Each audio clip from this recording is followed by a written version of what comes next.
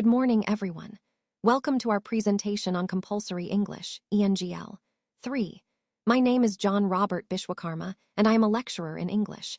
Today, we will be exploring various aspects of this important subject, especially tailored for grade 11 students. Over the next few minutes, I'll give you an overview of what we'll cover, including key topics and learning objectives. So let's get started and make this session engaging and informative. Let's start by introducing the author of this story, Oscar Wilde. His full name is Oscar Fingal O'Flaherty Wills Wilde, and he was born on October 16, 1854, and sadly passed away on November 30, 1900. Wilde was a talented Irish writer, known for his work as an author, poet, and playwright. He lived during the Victorian era, a time marked by strict social codes and remarkable literary achievements. Some of his most famous works include The Picture of Dorian Gray, published in 1891, which explores themes of vanity and moral corruption. Then there's Lady Windermere's Fan from 1892, a witty comedy about society and relationships, and The Importance of Being Earnest from 1895, a play renowned for its sharp humor and clever commentary on Victorian society. Understanding Wilde's background helps us appreciate the stories he wrote, including The Selfish Giant, which carries his unique blend of wit, moral insight, and social critique. His works often challenge societal norms and reveal deeper truths about human nature, making him a central figure in English literature. Today, we're diving into Unit 1, which is all about short stories, and our first chapter is The Selfish Giant by Oscar Wilde. This story is a wonderful example of how kindness and selfishness can impact others and ourselves. Wilde uses this tale to show that opening our hearts and sharing can transform not only our lives, but also the world around us. As we explore this story, think about how the giant's actions reflect broader themes of compassion and personal growth. This chapter sets the stage for understanding how stories can teach us important life lessons about empathy and community. On slide 4, we're diving into the key characters and setting of The Selfish Giant. First, let's talk about the major characters. We have the giant himself, who is central to the story, along with the children and a little boy. These characters help us understand the themes of kindness and change. Then there are minor characters like snow, frost, the north wind, and hail, which add atmosphere and help set the mood in different scenes. The setting is quite imaginative, a fairy tale world filled with castles, ogres, and giants, creating a magical backdrop. This contrasts with the garden, which can be cold, dark, rainy, or sunny, reflecting the emotional tone of the story at various points. The story is told from a third-person perspective, so we're observing everything from outside the characters' minds. It follows a linear timeline, moving forward in time without flashbacks. All these elements, the characters, the setting, and the point of view, work together to build a rich, engaging story. They also connect to our overall theme of learning about the importance of kindness, sharing, and the possibility of change, even for the most unlikely characters. In this slide, we're exploring the plot of The Selfish Giant and how it unfolds through key events. It all begins with children playing happily in the giant's beautiful garden, bringing joy and life to the space. But then, the giant returns and, feeling protective, he shoos the children away, leading to their removal from the garden. As a result, the garden falls into a long, cold winter, symbolizing loneliness and regret. One day, the giant hears beautiful music and realizes that children have once again entered his garden. This moment sparks his regret for turning them away. Later, the giant encounters a little boy, an important turning point, whose innocence and kindness begin to change his heart. We see a shift in the giant's behavior as he starts to wait patiently for the next visit from the little boy. Ultimately, the story concludes with the giant's death, which is deeply symbolic, emphasizing themes of sacrifice, redemption, and the transformative power of love and kindness.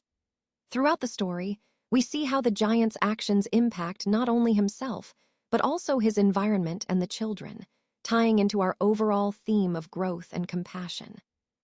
So, in the beginning of the story, we see children playing happily in a beautiful garden. This garden belongs to a giant, and it's described as a magical place with soft grass, lovely flowers, and 12 peach trees that bloom beautifully in spring. The children love to visit and play there after school, enjoying the peaceful surroundings. Now, when the giant returns after being away for 7 years, his reaction is quite surprising. Instead of feeling happy to see his garden, he becomes furious because he finds children playing there. His anger leads him to build a high wall around the garden, clearly trying to keep the children out. He even puts up a notice board that says, "Trespassers will be prosecuted," which shows how serious he is about protecting his garden from anyone entering without permission. This part of the story highlights the themes of ownership and boundaries, and it sets the stage for the important lessons about kindness and sharing that will come later. It also reminds us that sometimes our own fears or misunderstandings can lead us to build barriers instead of opening our hearts. Now, after the children stop playing in the garden, something sad happens. The children become upset because they have nowhere to enjoy themselves, and as a result, the garden falls silent. This silence isn't just about the absence of noise. It symbolizes how the garden loses its life and joy. Interestingly, since the children no longer play there, spring never arrives in the giant's garden. Instead, it stays covered in snow, frost, hail, and the cold north wind all year round. The giant notices this and wonders why his garden seems stuck in winter, unable to change or blossom. One morning, a wonderful change occurs. The giant hears beautiful music floating through the air. When he looks outside, he sees that spring has finally arrived, but only in part of the garden. The spring is there because the children have crept back through a hole in the wall. Flowers are blooming, birds are singing, and trees are blossoming again, filling the garden with life and color. However, not all of the garden is transformed. In one corner, winter still lingers. Here, a small boy can't climb a tree, but the tree, showing kindness, bends its branches toward him to help. This part of the story highlights how the presence of children and their joy can bring spring to life, and how kindness and compassion can help even the coldest seasons to thaw. It reminds us that happiness and warmth are contagious, and they have the power to transform even the coldest, wintry places into vibrant, lively spaces. At that moment, the giant has a moment of profound realization about his own selfishness. He understands how his actions have kept the children away from the garden and from happiness. So, he decides to change. He goes outside, breaks down the wall he had built, and in doing so, he allows the children to come back and play freely again. The garden transforms once more into a place of life and beauty, filled with children's laughter and joy. The children return every day, enjoying the garden's wonders. But there's one child he longs to see again, the small boy who was special to him. Sadly, he cannot find him anymore, which leaves the giant with a deep sense of longing. Years pass, and one winter morning, the giant spots a young boy standing under a tree. The boy has wounds on his hands and feet, which is a powerful symbol. Many interpret this as a divine figure, like Christ, representing sacrifice and love. The boy gently invites the giant to his garden in paradise, a symbol of eternal peace and connection. Later, when other children discover the giant's body lying beneath the tree, they see that his body is covered with white blossoms. It's a beautiful, poignant image, symbolizing renewal, purity, and the culmination of the giant's transformation and love. This story reminds us of the power of kindness, forgiveness, and self-awareness, key themes that resonate throughout the entire narrative. In this slide, we're exploring The Selfish Giant, a story rich with meaningful themes. The major themes include humility, salvation, compassion, kindness, redemption, and love.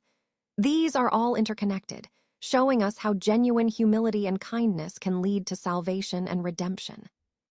The tone here is cheerful, reminding us that even challenging stories carry hopeful messages.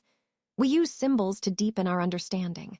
The garden represents the state of our soul, whether it's vibrant or barren. When the garden is in bloom, it reflects a soul at peace and happiness, like spring. The child symbolizes complete redemption, showing us that true love and kindness can restore even the most damaged parts of ourselves. Spring, as a symbol of happiness, contrasts with winter, which represents suffering or hardship. The giant himself embodies a mentality, sometimes selfish or closed off, that prevents growth and love. Connecting all these points, the story encourages us to open our hearts, embrace humility, and show compassion. When we do, we open the door for love and redemption to flourish, just like in the garden, where kindness transforms winter into spring. This aligns perfectly with our overall message, that love and humility are powerful forces for personal and spiritual renewal.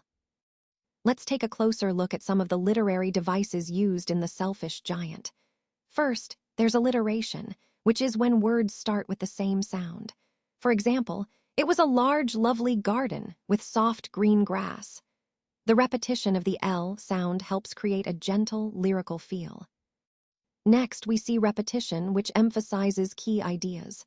The children cry out, "How happy we are here," and then later, "How happy we were there."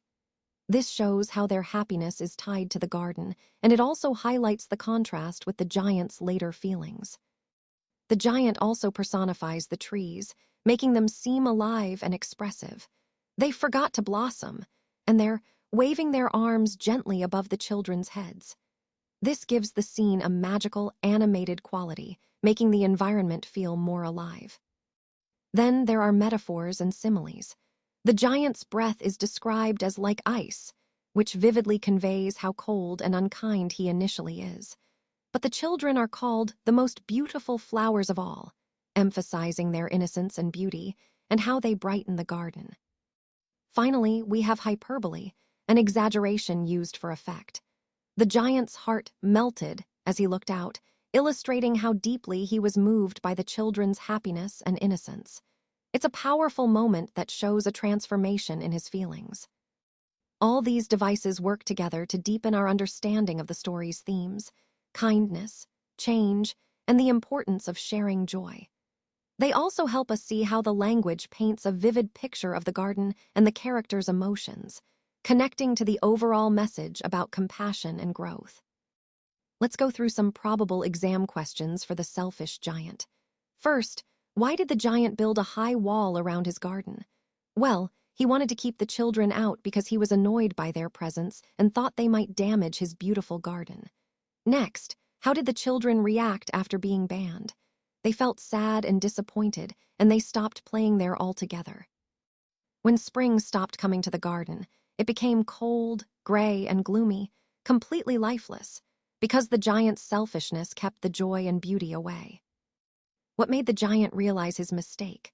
One day, he saw a small boy trying to get into the garden, and he noticed how lonely and sad the boy looked, which made him understand that his selfishness had caused this gloom.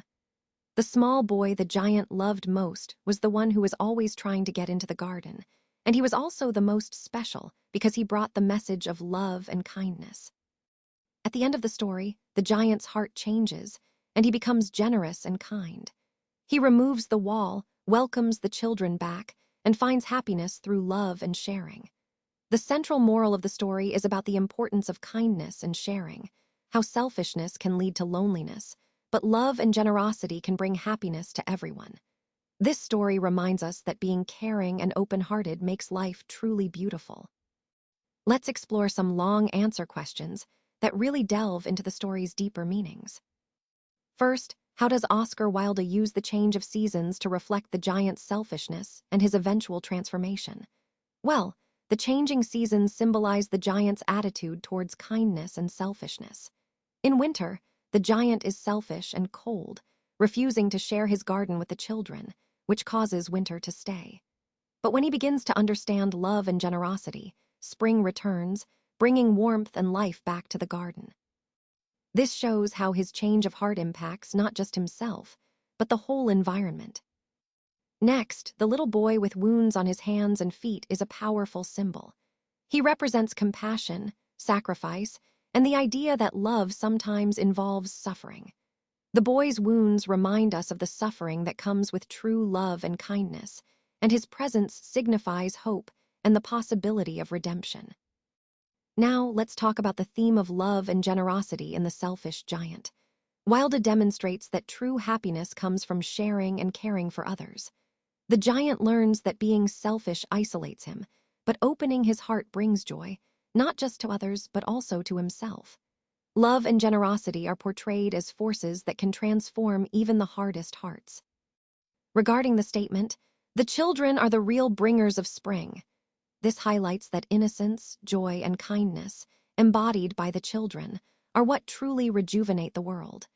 Their happiness and purity can thaw the coldest hearts and bring new life and hope, much like spring after winter. Finally, comparing the giant's behavior before and after he realizes his mistake teaches us an important lesson. Initially, he's selfish and unkind, but after understanding the importance of love and kindness, he becomes caring and generous. It shows us that recognizing our mistakes and changing for the better can lead to happiness and harmony, both within ourselves and with others. So these questions help us see the story's deeper messages about kindness, transformation, and the power of love.